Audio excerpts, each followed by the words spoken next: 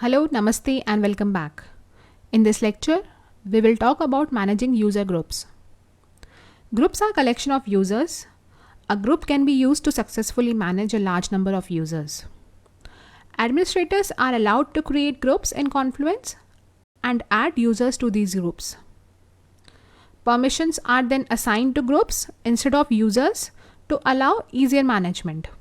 So basically, when multiple users in your site need the same permissions or restrictions, you can add the users to a group and then give the groups product access. Product access settings let you control which people have access to which products when they sign up or afterwards.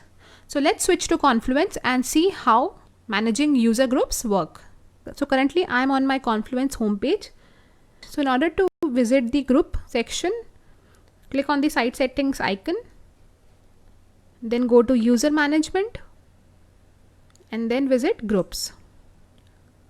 So as you can see on the screen, there are already 3 groups which are there under groups. These 3 groups are called special groups. So let's first talk about these 3 groups and understand them in detail.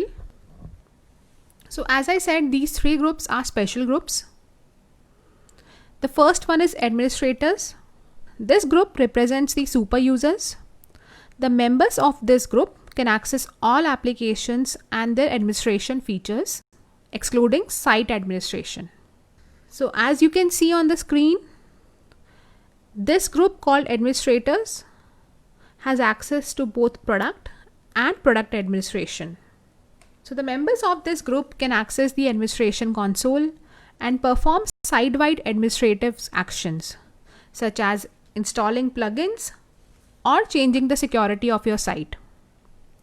Next comes the site admins.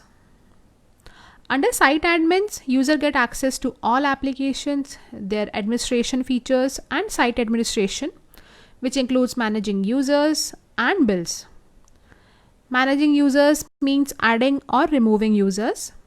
So you must have observed that site administration access is the difference between administrators and site admins. And as you can see on the screen, this group also has access to both product and product administration. Now coming to the third group called Confluence users. This is the default group for all new users. Users in this group are allowed to log into Confluence and add to your license user limit. So you can see this group has access to Confluence product only and not the product administration. In the screen you can see the tagging as well, which is default access group. Confluence also gives you the option to create a new group. To create a new group, you will have to click on this create group button there on the top right corner. One more point I want to highlight here is that in the URL you can see that earlier the URL was basis the name of the user. If it's Jessica Speak, then the URL was jessicaspeak.atlassian.com. But now the URL starts with the admin.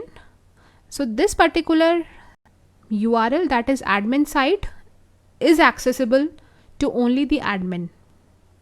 So only if you are admin, you will be able to see this page and you will be able to see the create group option as well.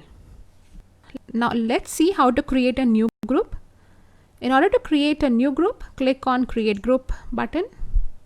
You can enter the group's name. So let me create a new group with the group name restricted group. And let's provide a group description as well. Then the next option is add members in the next step. So in case you want to add users to the group right away, you can select this option. So let me select this option and see what it has for us. And then hit create group.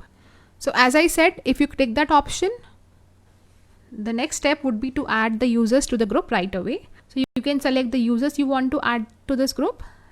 So I'm selecting Rick Cartman, for example, and you can add multiple members over here and then hit add. So this is how you create a new group. So now you have a new group with the name restricted group. It has one group member. The detail of that member is captured over here. You have the option to remove this user by clicking on this remove button. We will capture rest of the details which you can see on the screen in the next lecture. For now, let's go back to the groups page, and you can see that your new group has been added to the list of groups. Currently, this group does not have access to product or product administration. In the next lecture, we will assign the requisite access as well. See you in the next lecture. Thank you.